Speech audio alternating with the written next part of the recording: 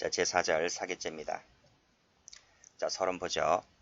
자, 사기죄는 재물죄이자 이득죄다 라고 말씀드린 바 있죠. 저 맨 앞에서. 그리고 편취죄고요. 자, 보호법익은 재산권이다 했는데 다수설, 판례 그랬습니다. 이 종전에는 이 보호법익에 대해서 학설과 판례가 견해를 약간 달리 했었어요. 자, 그런데 최신 판례가 밑에 보시면 최신 판례 나와 있죠. 여기 보시게 되면 사기죄의 보호법익은 재산권이다 이렇게 명시해 놓고 있습니다. 따라서 이제는 더 이상 학설과 판례가 견해 대립이 없다라고 볼 수 있어요. 사기죄의 보호법익은 재산권이다. 이 재산권이라고 하는 것은 어디에서 나오는 건가요? 개인적 법익에서 나오죠. 개인적 법익에서 나온다. 자, 밑에 각주 한번 가볼게요. 각주를 가보시게 되면 자, 각주 1번 체크해 볼게요. 자, 기망을 썼다고 해서 무조건 사기죄가 된다 하면 안 됩니다. 기망을 썼다 하더라도 재산권을 침해하지 않을 때에는 그때는 사기죄가 안 돼요. 또 기망을 썼다 하더라도 개인적 법익이 아닌 국가적 사회적 법익을 침해했을 때는 역시 마찬가지로 사기죄가 되지를 않는 거예요. 자, 이 점을 알아두셔야 됩니다. 그래서 예를 보시게 되면 공무원을 기망했죠. 그래서 여권 발급받았거나 공무원을 기망해서 세금 포탈을 했거나 또는 공무원을 기망해서 공무원 자격을 사칭했거나 이런 모든 것들이 사기죄가 되지 않는 거예요. 왜? 국가적 사회적 법익 침해다 보니까. 그렇죠? 개인적 법익에서 재산권 침해가 아니다 보니까 사기죄가 안 되는 거예요. 특히 요 예에서 이 세금 포탈 밑줄 그어보세요. 세금 포탈 판례가 있습니다. 그리고 다음 페이지에 나오는데 부재자 재산관리인으로 선임되었다 라고 하는 부분도 밑줄 그어보세요. 이 두 가지는 판례가 있어요. 나머지는 그냥 읽어보시고 이 두 가지는 판례가 명시적으로 설시하고 있다는 것입니다. 자, 그럼 올라가 볼게요. 자, 여기 꺽쇠 2번 나와 있죠? 꺽쇠 2번에다가 별표 쳐보시고요.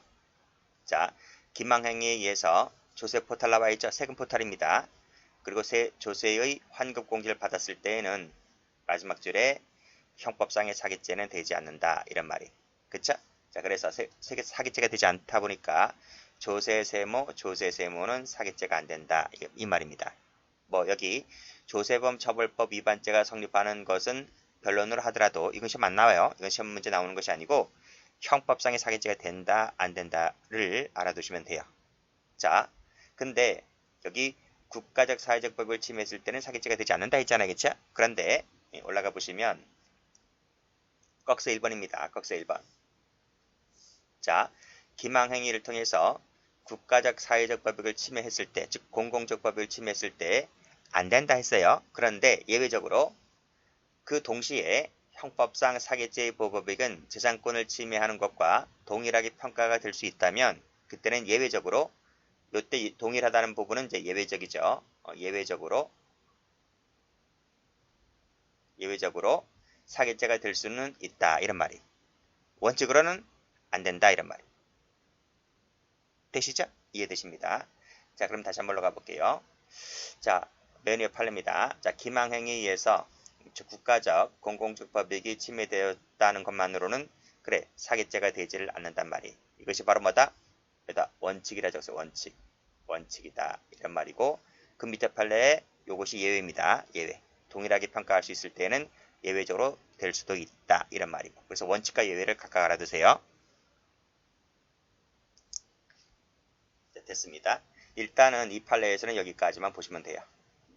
자, 그래서 도급계약 당시 관련 영업, 업무를 규제하는 행정법규나 입찰, 참가 자격, 계약 절차 등에 관한 규정을 위반한 사정이 있다 하더라도 이것만 갖고서는 뭐 사기죄가 되네 안 되네를 평가할 수는 없다 이런 말입니다. 이 된다 안 된다고 봤을 때는 마지막 줄에 본질적인지 여부를 심리 판단한다는 말인데 요 두 번째 줄부터 끝까지보다는 첫 번째 줄하고 두 번째 줄 요 부분만 좀 알아두시면 될 것 같아요. 즉 이 판례에서는 두 번째 줄 이하가 중요한 것이 아니라 첫 번째, 두 번째 줄 요 정도만 알아두시면 된다고요. 그리고 나서 그 밑에 예외로 가시면 된단 말이죠. 됐어요? 됐습니다.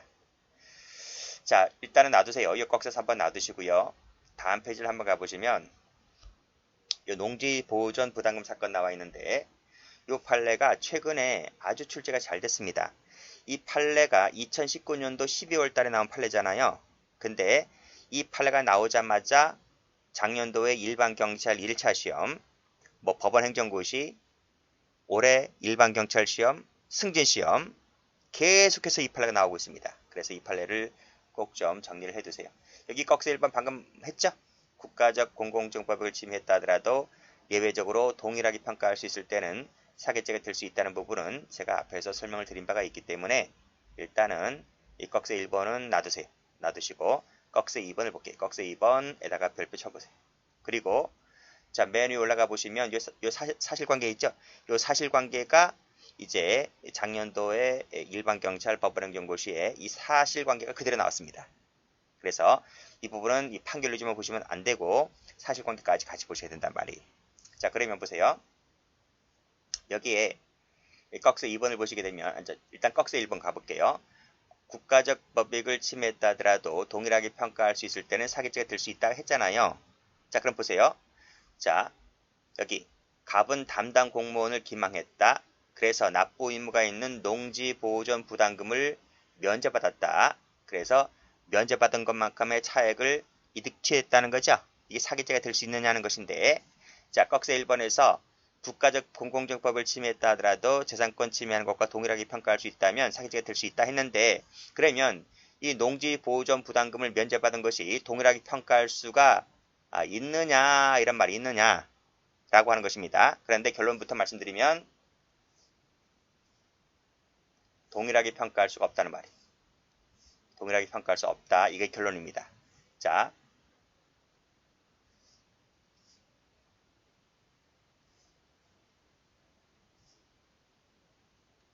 보세요. 여기 보시면 자, 침해행정이라고 하는 개념이 나오죠.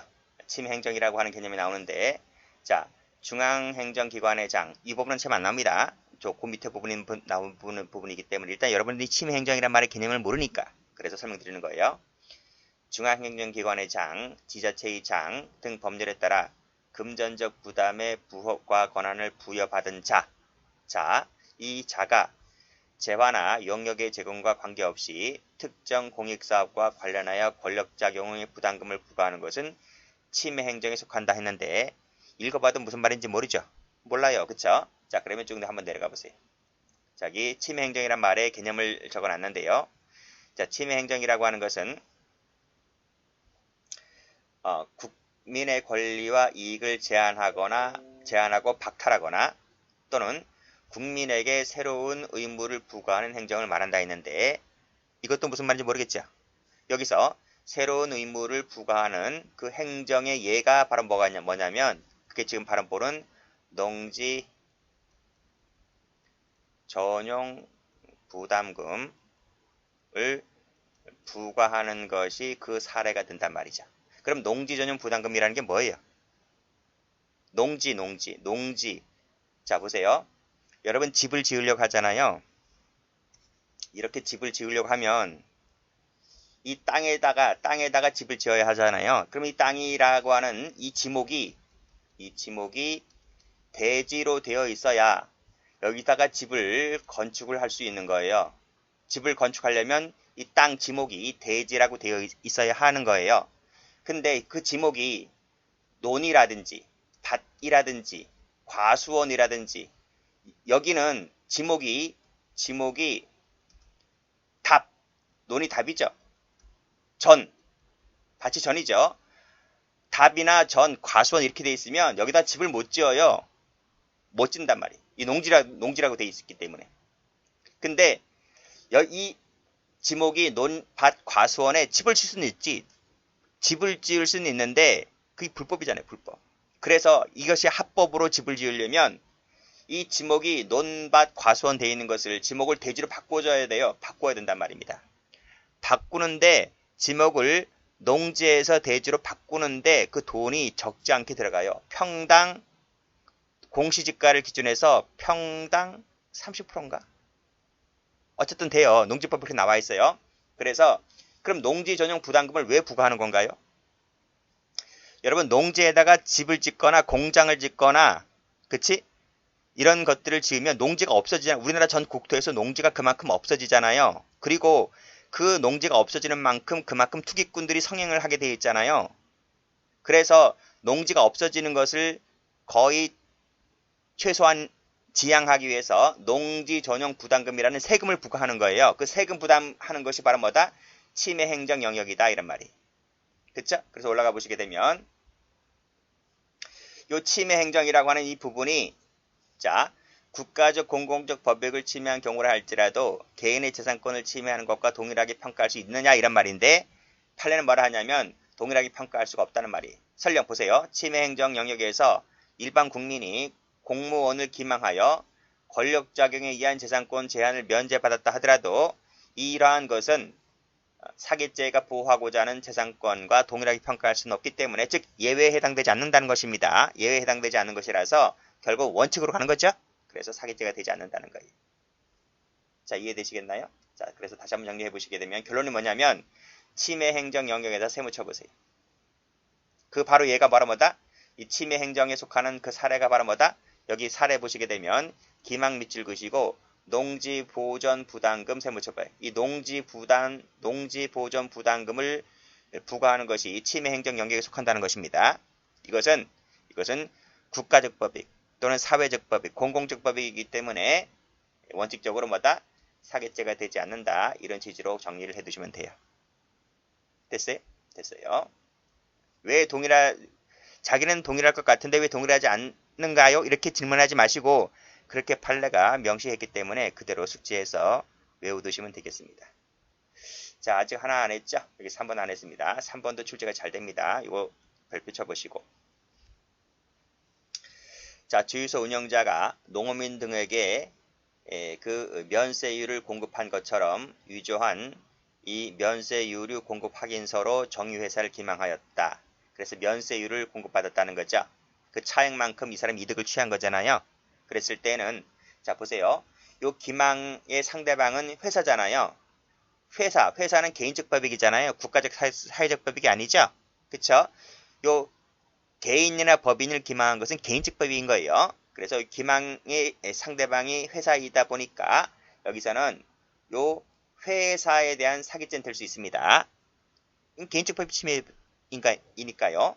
자, 그렇다 하더라도 그 차액만큼을 취득한 것은 이것은 국가나 지자체를 기망한 부분이 아니죠. 이건 회사를 기망한 부분이지 국가나 지자체를 기망한 것이 아니기 때문에 회사에 대한 사기죄가 될 뿐이지 국가나 지자체를 기망해서 사기친 부분은 아니다는 겁니다. 이것도 출제가 된 적이 있어요. 판례 쉽잖아요. 그렇죠? 자, 그러면 여기까지 하겠습니다.